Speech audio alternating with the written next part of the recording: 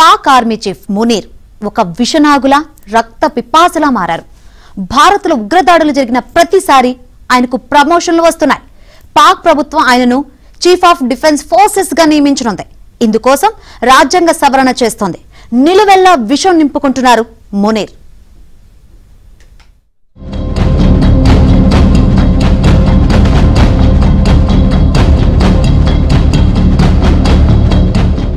భారత్పై నిలువెల్లా విషం నింపుకున్నాడు పాక్ ఆర్మీ చీఫ్ మునీర్. ఉగ్రవాదులకు అండగా ఉంటామని నిస్సిగ్గుగా చెప్పుకుంటున్నాడు. దేశ రక్షణ కోసం పనిచేయాల్సిన మునీర్ పొరుగు దేశం భారత్పై విషం కక్కుతున్నాడు. భారత్ను అస్థిరపరచాలన్న ఏకైక లక్ష్యంతో పనిచేస్తున్నాడు. ఒక దేశ ఆర్మీ చీఫ్ అంటే ఉగ్రవాదులను తుదముట్టించాలి. కాని వారికే మద్దతిస్తున్న ప్రపంచంలోనే ఏకైక సైనిక చీఫ్ ఈయనే. కశ్మీర్ ప్రత్యేక దేశ ఉద్యమానికి మద్దతిస్తామని చెప్పారు. కశ్మీర్ ముక్తి కోసం పోరాటం ఎవరు చేసినా తన సపోర్ట్ ఉంటుందన్నారు. మరి పాక్లోని బెలుచిస్తాన్ ఆక్రమిత కశ్మీర్లో ఆందోళనల మాట ఏమిటంటే సమాధానం ఉండదు. పహల్గాం మారణ హోమానికి పరోక్ష కారకుడు మునీర్. కశ్మీర్ యోధులది చట్టబద్ద పోరాటమన్నారు మునీర్. పాక్లో ఉగ్రవాద భాష మాట్లాడుతున్నారు. సొంత దేశంలో సమస్యలను వదిలేసి భారత్తో పోరాడాలంటూ పిలుపునివ్వడం ఆనవాయితీగా పెట్టుకున్నారు. ధైర్యముంటే సైన్యాన్ని ముందుకు నడపాలి గాని ఉగ్రవాదుల సాయంతో దొంగ యుద్ధం చేస్తున్నారు. కశ్మీర్ అంశాన్ని తెరపైకి తెస్తూ పబ్బం గడుపుకుంటున్నారు. వాళ్ళ ఆర్మీ చీఫ్ ఎవరైతే పాకిస్తాన్ పరిపాలిస్తున్నారో ఆసిఫ్ మునీర్, ఆయన చేయించేదా ఇది ఆయన అప్రూవల్తో జరిగిందా అంటే దీంట్లో క్లియర్గా మనం ఏమన్నా అంటే ఆయన చేసింది మంచిది అనుకుంటాడా తప్పకుండా అనుకుంటాడు. ఎందుకంటే ఈవేళ పాకిస్తాన్ సైన్యం గత 75-80 సంవత్సరాలు బట్టి వాళ్ళు ముందలకు వచ్చారంటే వాళ్ళు భారతదేశంతో విరోధం చూపెట్టి వాళ్ళతో విరోధం మేమే అడ్డపడగలం, పాకిస్తాన్ ఎరగొట్టేస్తారు భారతదేశం అని చెప్పి వాళ్ళు పూర్తిగా పరిపాలిస్తున్నారు పాకిస్తాన్. విశేషం ఏంటంటే గత 80 సంవత్సరాల్లో పాకిస్తాన్ సైన్యం ఏ ప్రభుత్వాన్ని 2-3 సంవత్సరాల కంటే ఎక్కువ ఉండనివ్వలేదు. వాళ్ళు మధ్యన కలవ చేసుకోవటం, దింపించేయటం, దింపాక ఇంకో గవర్నమెంట్ తేవటం, చాలామంది ప్రధానమంత్రుల్ని జైలుకు పంపటం. ఇప్పుడు ఇమ్రాన్ ఖాన్ ప్రధానమంత్రి జైల్లో ఉన్నాడు, మాజీ ప్రధానమంత్రి నవాజ్ షరీఫ్ కూడా జైలుకి వెళ్ళాడు. ఇవన్నీ జరిగినాయి.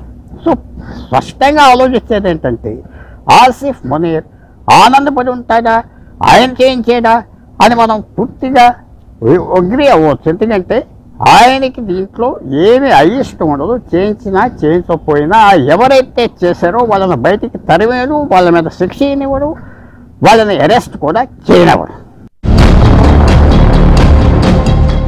పాక్ సైన్యం చేసే అక్రమాలపై ప్రజలు తిరగబడే పరిస్థితి. సైన్యం వైఫల్యాలను కప్పిపుచ్చుకునేందుకు భారత్పై కయ్యానికి కాలు దూవుతున్నారు. ఆపరేషన్ సింధూర్ దెబ్బకు పాక్ సైన్యం కకావికలమైంది.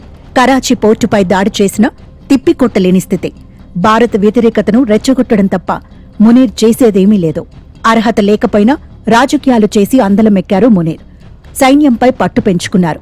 ఇప్పుడు త్రివిధ దళాలకు అధిపతిగా మారనున్నారు. పాక్లో రాజకీయ అస్థిరతను తనకు ఆయుధంగా వాడుకుంటూ కీలక స్థానాల్లో తన వారిని నియమించుకున్నారు మునీర్. సుప్రీంకోర్టు, పాక్ ప్రధాని సైతం తన మాట వినాలంటున్నారు. విదేశీయానాలు చేస్తూ వివిధ దేశాధినేతలను కలుస్తున్నారు. ఇప్పుడు ఢిల్లీలో ఈ జరిగిన టెర్రరిస్ట్ యాక్షన్కి భారతదేశానికి ఉన్న ఛాలెంజ్ ఏంటంటే ఎవరు చేశారో స్పష్టంగా మనం రుజువు చేయించాలి. పాకిస్తాన్ నుంచి బయటకు వచ్చింది ఏదంటే చాలా పరిణామాలు ఉంటాయి.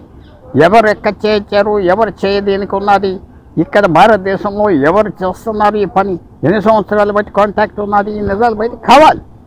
ఇది వస్తేనే భారతదేశం ముందరకెళ్ళగలదు. ఇంకోటి ఏంటంటే ఈ గొడవల తర్వాత ఇంకా ఆగిపోతాయి టెర్రరిస్ట్ యాక్టివిటీస్, ఉగ్రవాదుల యాక్టివిటీస్ అనుకోవటం కరెక్ట్ కాదు, కంటిన్యూ అవుతూ ఉంటాయి.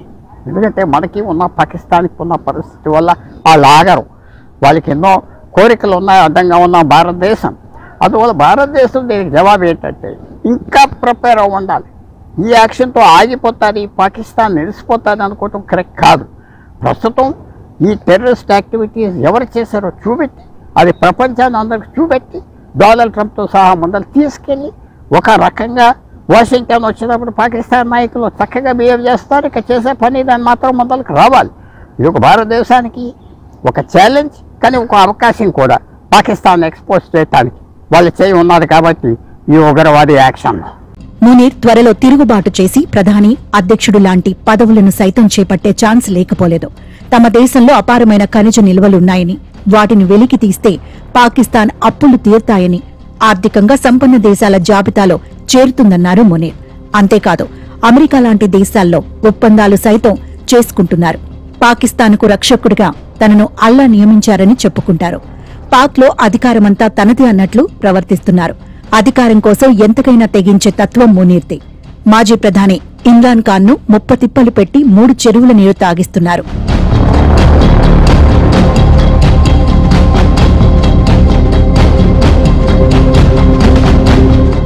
ఆపరేషన్ సింధూర్ తర్వాత మునీర్కు ఫీల్డ్ మార్షల్ హోదా లభించింది. ఇప్పుడు చీఫ్ ఆఫ్ డిఫెన్స్ స్టాఫ్ కాబోతున్నారు. పాకిస్తాన్కు సైనిక పాలన కొత్తేమీ కాదు. 1947లో ఏర్పడినప్పటి నుంచి ఆ దేశం దాదాపు 34 ఏళ్ల పాటు సైనిక పాలనలో ఉంది. 1958లో అయూబ్ ఖాన్, 1977లో జియా ఉల్ హక్, 1999లో పర్వేజ్ ముషారఫ్ తిరుగుబాట్ల ద్వారా అధికారాన్ని హస్తగతం చేసుకున్నారు.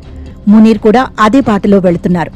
మునీర్ చేష్టలను పాక్ ప్రధాని, అధ్యక్షుడు సైతం అడ్డుకోలేని పరిస్థితి.